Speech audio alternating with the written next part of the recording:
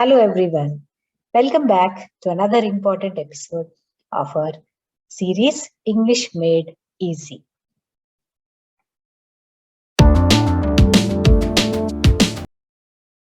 Today we are going to learn about 5 different ways to improve English.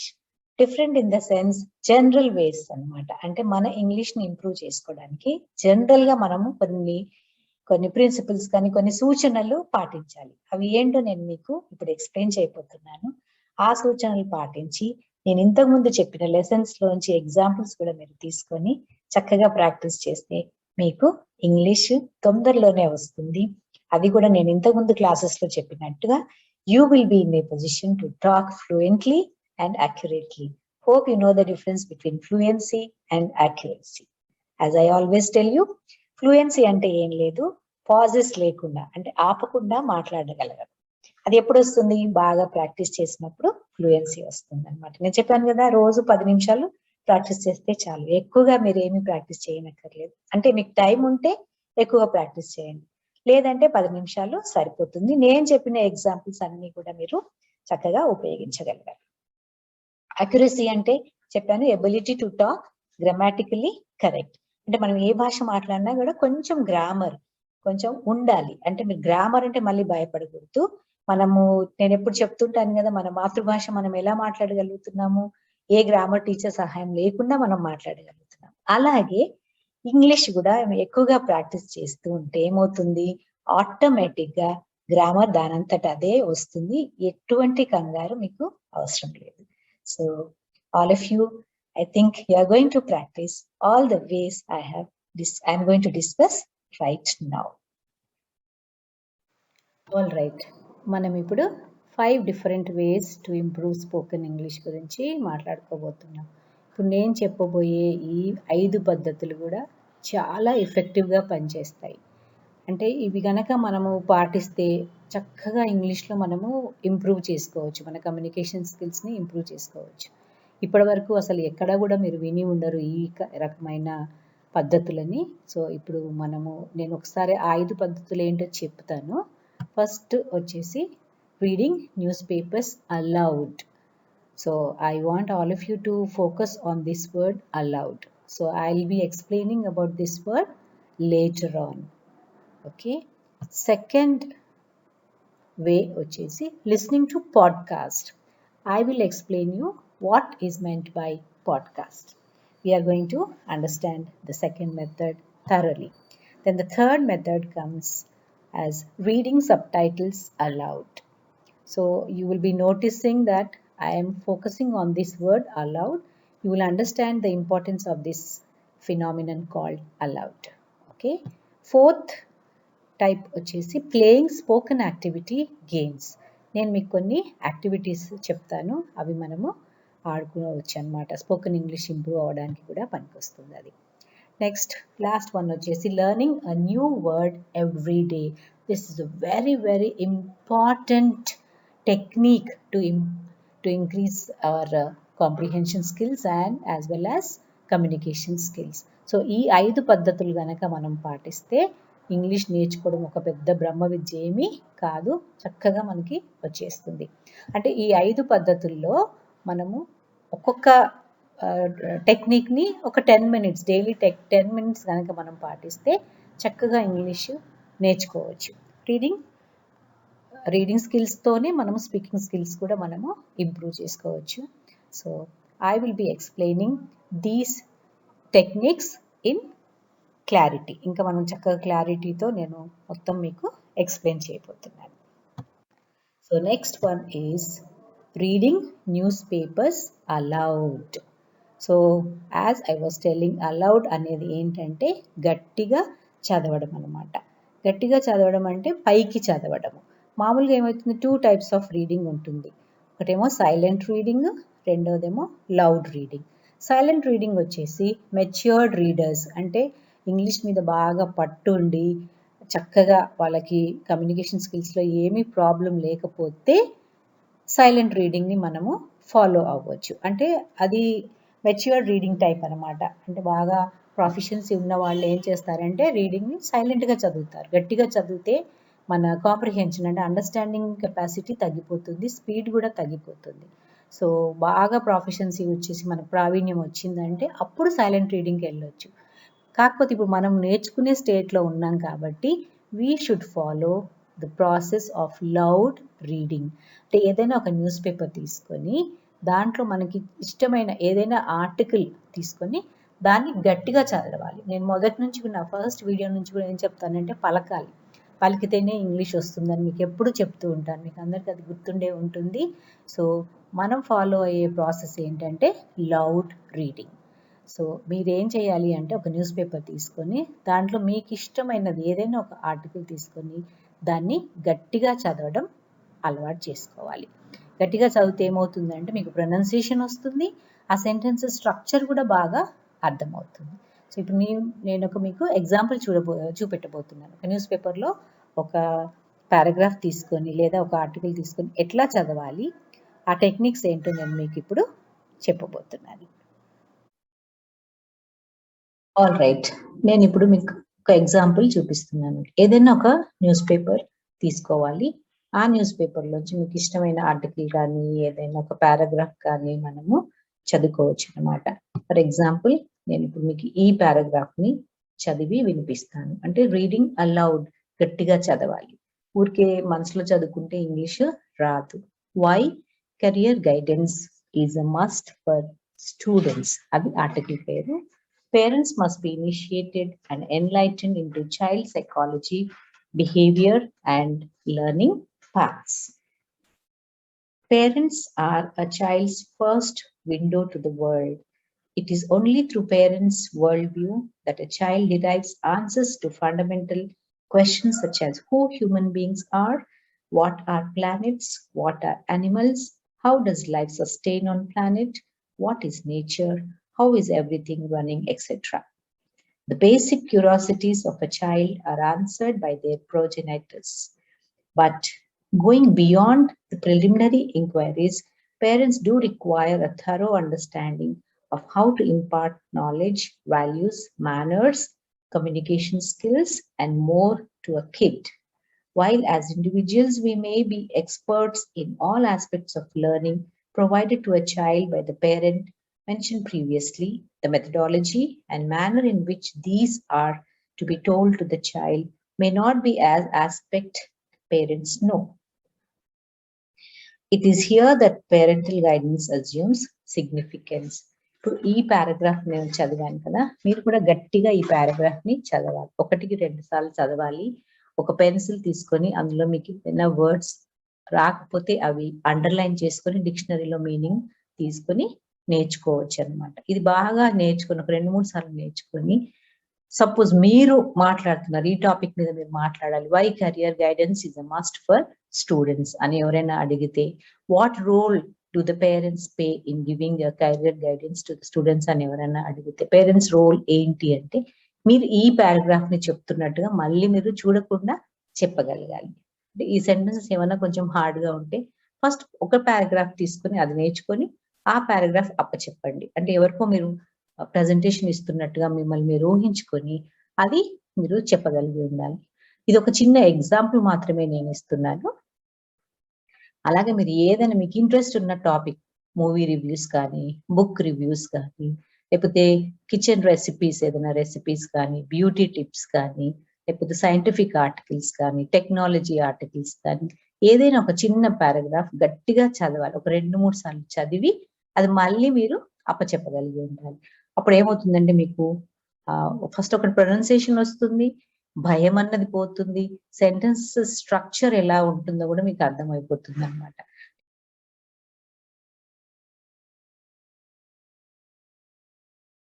So now we are going to understand what podcasts are.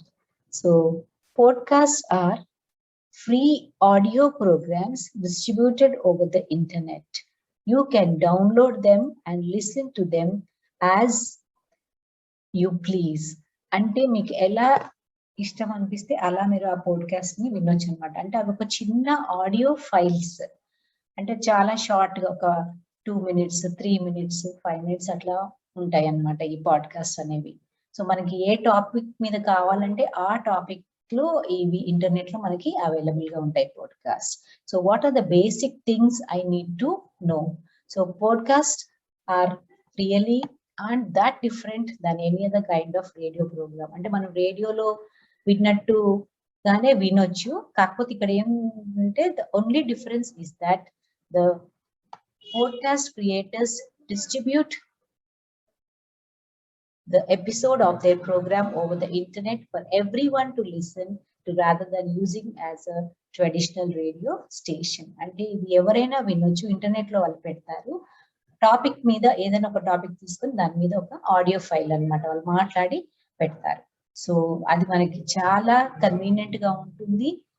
వినేసి మనం దాన్ని మళ్ళీ repeat చేయొచ్చు అనమాట. ఒకసారి విన్న తర్వాత ఆ టాపిక్ మీద మళ్ళీ దాన్ని మనము పలికితూ మళ్ళీ వాళ్ళు ఎలా మాట్లాడారో మనం కూడా దాన్ని అలాగే రిపీట్ చేయవచ్చు. సో ఇప్పుడు నేను ఒక మీకు చిన్న ఎగ్జాంపుల్ ని చూపించబోతున్నాను పాడ్కాస్ట్ అనేవి ఎలా ఉంటాయో.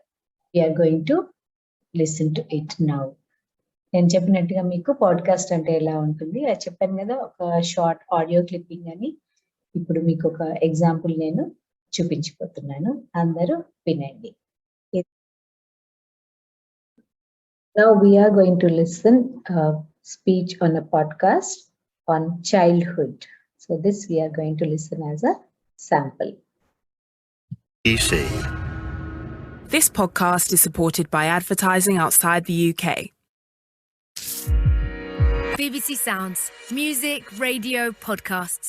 Hello, thanks for downloading the Comedy of the Week podcast from Radio 4. I'm Jordan Brooks, and you're going to hear episode 1 from my new series, Jordan Brooks On, which is a 4-parter covering a different topic each time. Each episode is about 15 minutes long, so even if you don't like it, it's not a huge amount of your time that's being taken away from you. And if you are going to kick off about 15 minutes of your life that you'll never get back, then maybe you weren't in a position to be sitting down and listening to a podcast in the first place. Just so you know, though, this podcast contains some strong language, but please don't hold that against it. Thank you.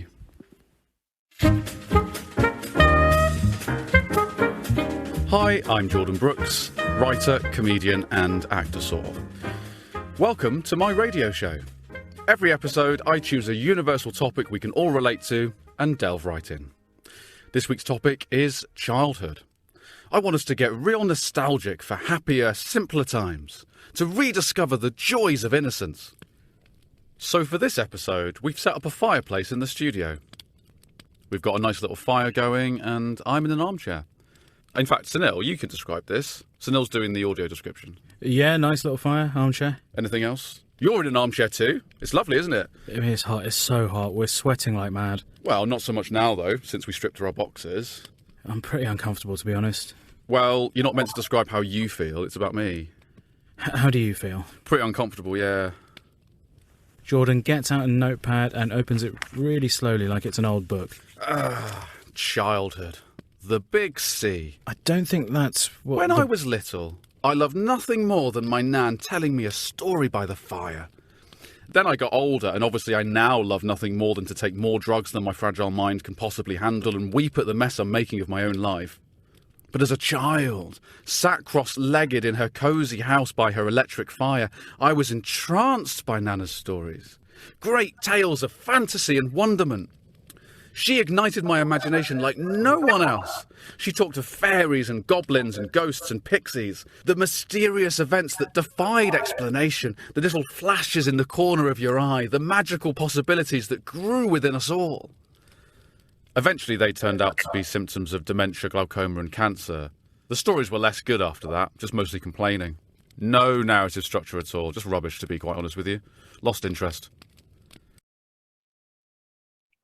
So that was his recollection of memories, his childhood memories. And he is also trying to recollect the stories told by his nanny. Okay. All right. The third technique is reading subtitles aloud. అంటే మనం ఏదైనా movie చూసినప్పుడు కానీ ఏదైనా YouTube video clipping చూసినప్పుడు కానీ sub titles తో చూడడము అలవాటు చేసుకోవాలి. అయితే ఇంగ్లీష్ నేర్చుకోవాలని ఇంట్రెస్ట్ ఉన్న వాళ్ళు మాత్రం ఆ సబ్ టైటిల్స్ ని పలకడం నేర్చుకోవాలి.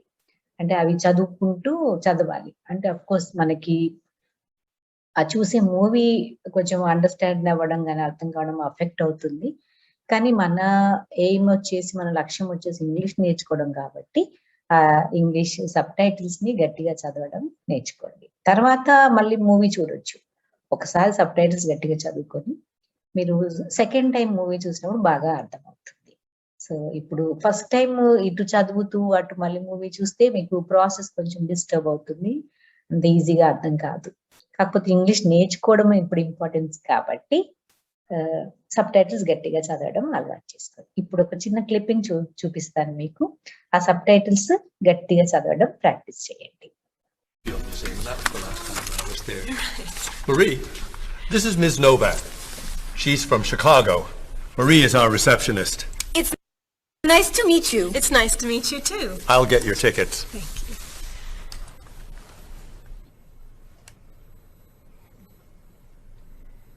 You look very familiar to me, Marie. Have we met before? I don't think so, no. Well, I never forget a face. I'm sure I know you from somewhere. I don't look familiar to you. I'm sorry, no. I know. We met in Chicago. You were a waitress in a restaurant near the Art Institute. I've never been to Chicago. Oh. Have you ever driven a taxi in Egypt? No. Oh, you were the pilot on a small airplane in China. You flew me over the Great Wall. No. Have you ever gone snorkeling in Australia? No. Driven a bus in Peru? Ms. Novak, I'm quite sure we've never met before. I came here only a year ago from Paris. Paris? Well, my sister Katerina lived there for a year. Katerina? Katerina Novak? Yes. She lived with me. Of course, you were in all the pictures she sent home. What a coincidence! You see, I never forget a face. All right. The next important way or the technique we have to follow to improve our English is playing spoken activity games. So now I'm going to talk about 2 games and later on we can talk about many more games. The first game is 2 truths and a lie. To play this game, this is a game for 2 or more people. On a piece of paper, write down 3 facts about yourself. 2 of the facts should be true and 1 should be a lie. Read the facts to the other people in the group and they have to guess which were true and which was a lie. They can ask extra questions about the facts to check how good your lie is. So be prepared to explain yourself. ఈ గేమ్లో ఏం చేయాలంటే ఇది ఇద్దరు కానీ ముగ్గురు కానీ ఈ గేమ్ని ఆడొచ్చు అనమాట. ఈ గేమ్ పేరు వచ్చేసి 2 truths and a lie. So ఒక పీస్ ఆఫ్ పేపర్ తీసుకొని దాంట్లో 3 విషయాలు మీకు సంబంధించిన 3 వాస్తవాలని రాయాలి. అంటే దాంట్లో 2 వచ్చేసి నిజమైనవి అంటే వాస్తవమైన విషయాలు, 1 మాత్రం అబద్ధం. సో గ్రూప్లో ఉన్న నెక్స్ట్ పర్సన్ ఏం చేయాలి అంటే మీరు ఆ 3 విషయాలు మీరు చదివి వినిపిస్తారు వాళ్ళకి. అప్పుడు వాళ్ళు ఏం చేయాలి అంటే అందులో తప్పు ఏంటి అబద్ధం ఏంటో వాళ్ళు గెస్ చేయాలి. లేదు వాళ్ళకి కొంచెం కష్టంగా ఉంటే they can ask extra questions. వాళ్ళు ఇంకా కొన్ని క్వశ్చన్స్ అడగచ్చు. అడిగేసి అందులో అబద్ధం ఏంటో వాళ్ళు తెలుసుకోవచ్చు అనమాట. ఈ గేమ్ స్టార్టింగ్లో కొంచెం డల్గా అనిపిస్తుంది కానీ పోను పోను మీకు ఇంకా ఎక్కువ విషయాల గురించి మీరు మాట్లాడుకోవడానికి అవకాశం ఉంటుంది. ఇక్కడ ఏంటంటే గేమ్లో ట్రూత్స్ ఏంటి లై ఏంటి దానికంటే కూడా మీ స్పోకెన్ యాక్టివిటీ ఇంప్రూవ్ అవుతుంది. సో మెయిన్ ఉద్దేశం ఏంటంటే ఈ గేమ్ ఆడడానికి స్పోకెన్ యాక్టివిటీ ఇంప్రూవ్ కావాలి. సో మీరు పలుకుతూ ఉంటారు, మాట్లాడుతూ ఉంటారు. మాట్లాడినప్పుడు ఏమవుతుందంటే కొత్త కొత్త విషయాలు మీకు మాట్లాడడానికి అవకాశం కల్పిస్తుంది ఈ గేమ్. సో ఇప్పుడు ఏం చేస్తామంటే మనము నా గురించి నేను 3 ఫ్యాక్ట్స్ ఇక్కడ చెప్తున్నాను. మీరు ఇందులో ఏంటి అబద్ధం 2 ఏమో కరెక్ట్ 1 ఏమో అబద్ధం అది మీరు కామెంట్ సెక్షన్లో రాయండి. So 3 facts about my self. I like trekking, I like horror movies, I like to visit places. So these are the 3 facts about myself. You have to identify which one is a lie, and then you have to write it down in the comment section. Hope you will follow this and you'll try to play this game to improve your English. Next game వచ్చేసి what's the good word. ఒకప్పుడు దూరదర్శన్లో ఈ game చాలా famous and చాలా popular game అనమాట ఇది. దీన్ని కొంచెంగా మార్చి నేను ఏం చేశానంటే డమ్ షారెట్స్ ఆడతాం కదా మనము, అలా చేశాను అనమాట.